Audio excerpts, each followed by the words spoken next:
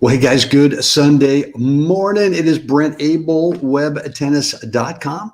Another episode, around a seven. Today, guys, we're going to work on the tossing motion for your serve. And what I'm hoping to be able to drill into your noggin is that there's really no value in having a quick or a fast tossing motion.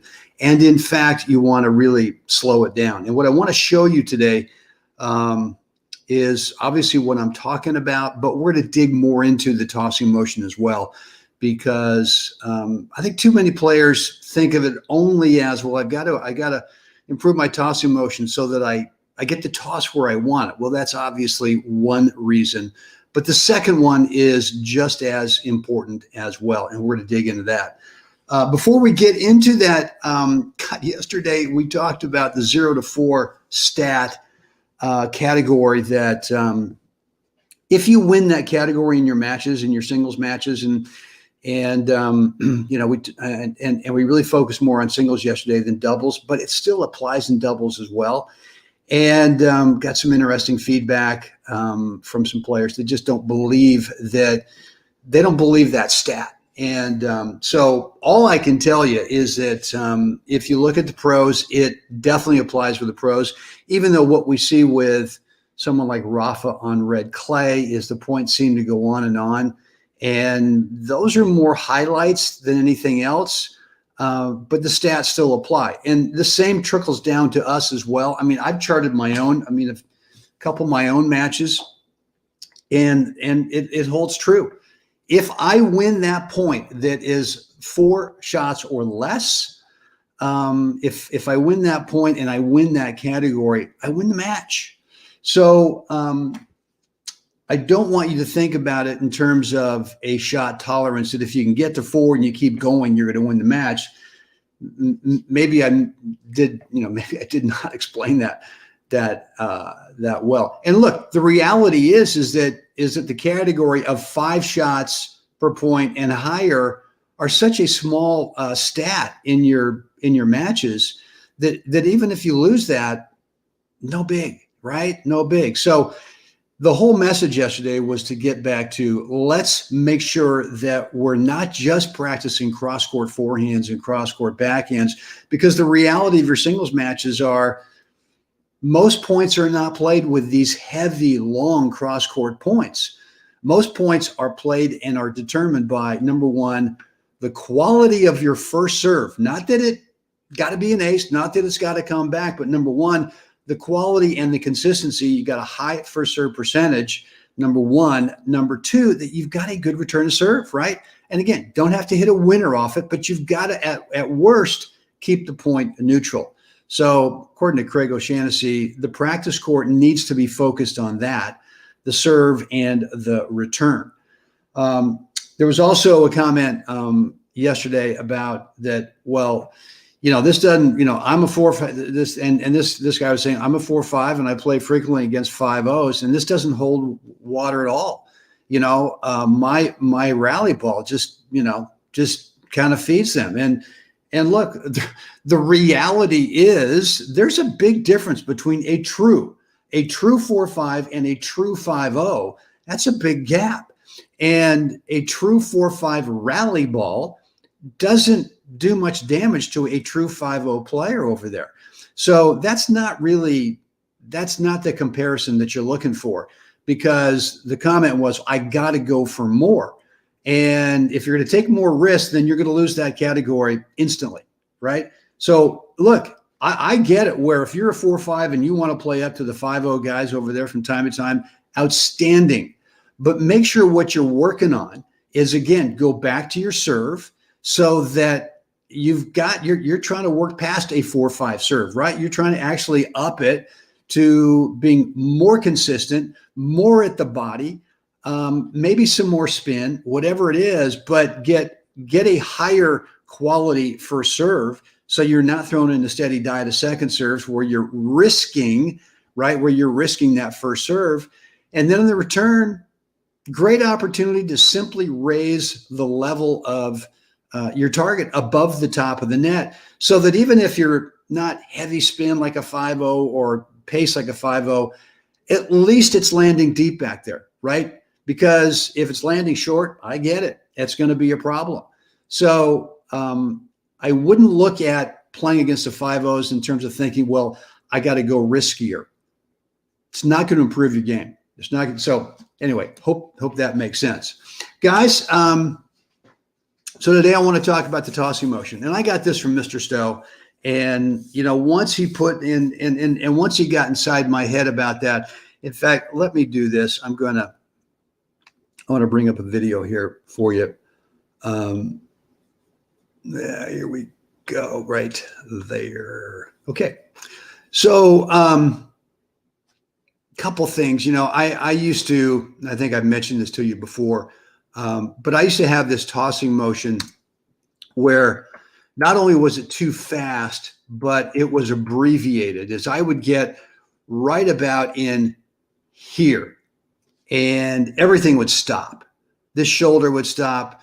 I'm actually holding the ball differently than what I used to. I used to hold the ball with my palm facing up.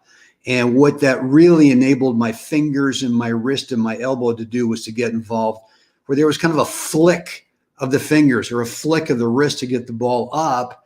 And two bad things were happening. Number one is I wasn't consistent with where I wanted to place the toss. But number two, I really kind of stopped right about here.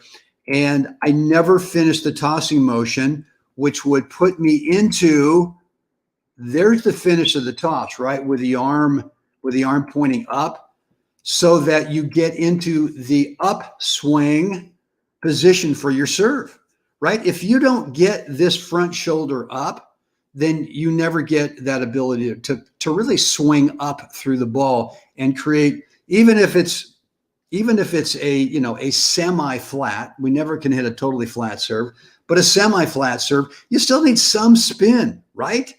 So what I want you to be thinking about today is feeling that your toss, number one, is you feel the ball here in your shoulder, right? In your tossing shoulder, and you're lifting slowly and deliberately from the shoulder so that you actually, after releasing the ball, which is, what is that? I mean, that's slightly above head high.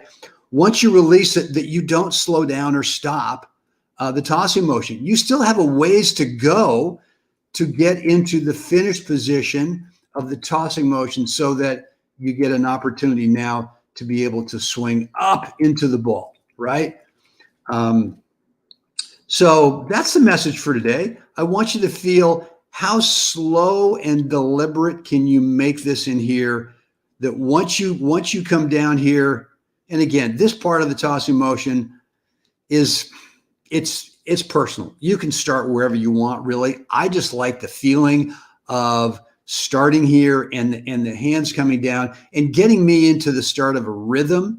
And then from here, I just get my front shoulder involved. I get the tossing arm shoulder involved in terms of lifting the ball. Whoopsie, what happened here? Okay. Whoops, go back here, man. Where do we go? Hold on. I've lost my video. Yeah. So get that front shoulder involved and feel a tempo, a rhythm that once you go up, that the start of it is a certain speed. And as you release the ball, you don't change that speed, right? And this not only sets you up into the hitting position, but the other thing to do is it puts you on balance, right? I mean, if the toss is too far behind you, maybe you get slightly off balance. If the toss is too far in front, same thing. So part of the reason that we go slow and deliberate is to make sure that we can put ourselves on balance, whatever that is. Now, I know I'm going to get a lot of feedback here on my back foot, right? Well, should I come into this kind of trophy pose here? Should I leave the back foot there? I don't know. Look, you can go on the pro tour and you can take 10 guys or 10 gals. They all do it slightly different. So you have to figure out for you what works the best. But the key here, the message today is that with this tossing motion, number one, that you finish it, and that you go slow and deliberate as you get up to that, finish position. So let's stop the share. Let's go back here and hope that makes sense, right? Guys, look, as always, want to get your feedback on today's episode of 7 Around 7. You can do that right down below in the comments area. You can direct message me at Facebook. You can also shoot me an email, brent@webtennis.com.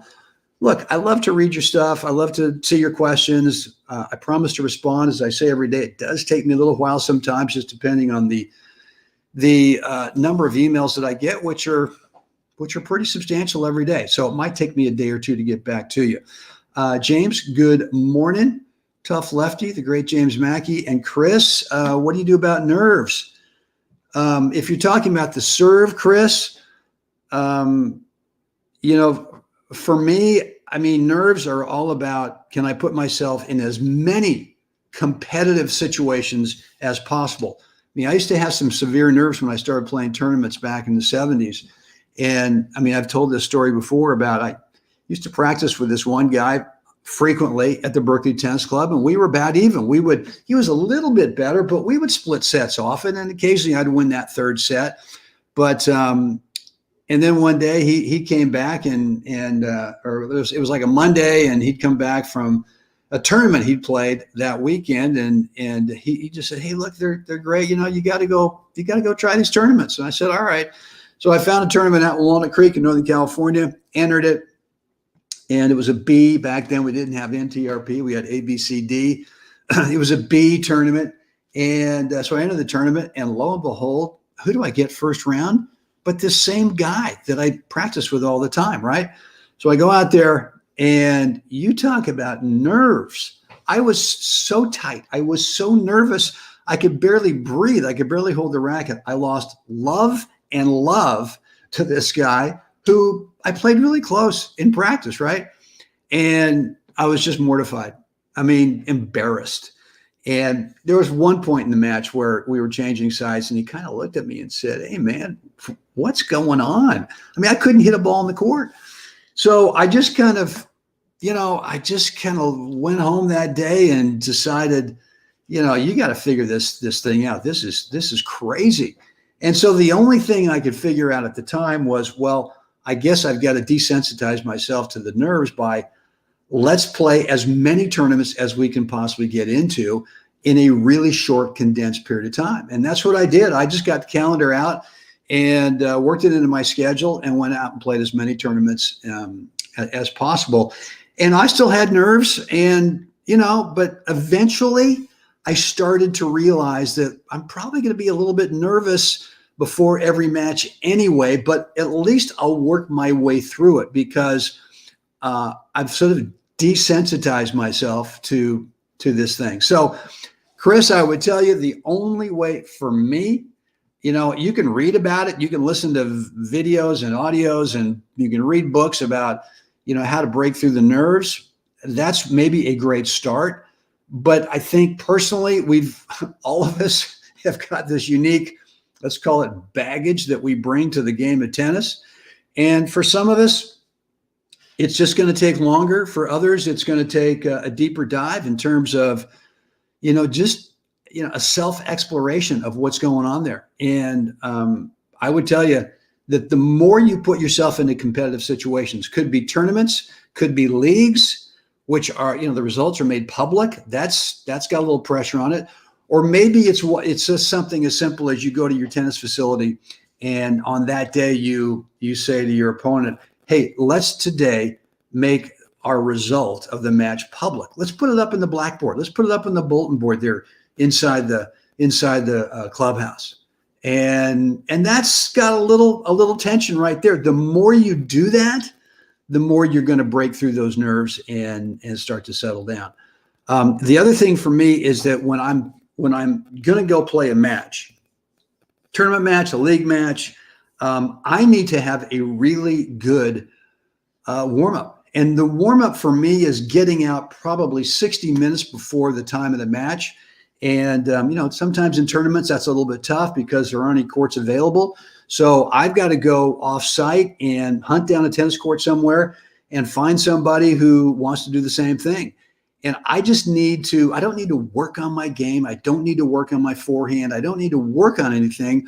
All I need to do is crack a really good sweat. I need to get a good lather going. Obviously not where it's going to tire you out. I'm at this point now, fitness wise, where I could go for a solid 45 minutes in terms of working up a good sweat, getting a good lather going.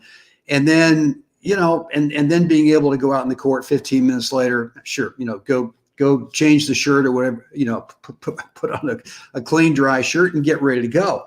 But that's helped me as well. So hope that makes sense. All right, guys, that is it for me today. We got a barn burner on tap here in the desert this morning.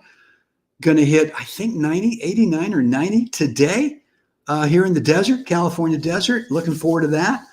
So, Chris, you are welcome. Guys, as always, it is now time to get out there, help someone else have a spectacular day. Guys, I'll see you again next time.